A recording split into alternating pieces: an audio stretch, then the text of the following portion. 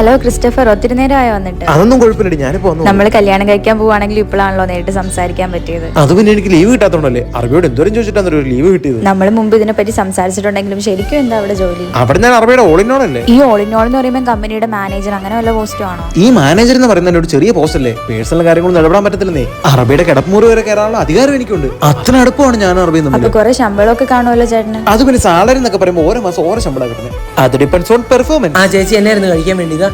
എടാ ക്രിസ്റ്റഫറെ, എന്നാ ഉണ്ട് വിശേഷമൊക്കെ? എന്നാ വിശേഷോടാ? ഞാനന്ന് ഗൾഫിൽ നിന്ന് പോന്ന പിന്നെ ഇവിടെ ഹോട്ടലിൽ നടത്തി ജീവിക്കുക. ആണോ? ഞാനും ഇപ്പോഴും അവിടെ തന്നെയാടാ. ഇപ്പോഴും തന്നെ പഴയ പരിപാടി തന്നെയാണ്. ഇതാരാ ടീമിലെ പുതിയ ആളാ? ആളോ? ആ പുതിയ ആളാ, ഇവരുടെ ടീമിലോട്ടുള്ള പുതിയ ആള്. അയ്യോ, ചേട്ടൻ ആള് മാറിപ്പോയതായിരിക്കും. ചേട്ടൻ അറബിയുടെ അടുത്ത ആളാ. എന്നെ ആള് മാറിപ്പോവാൻ ബെല്ലി ക്രിസ്റ്റഫറിനെ എനിക്ക് മാറിപ്പോവല്ലേ? ഞാനും പണ്ട് പെർഫോമൻസ് കാണാൻ വേണ്ടി പോയി. അന്നെടുത്ത് വീഡിയോ ഞാൻ എടുത്തു വെച്ചിട്ടുണ്ട്. ക്രിസ്റ്റഫർ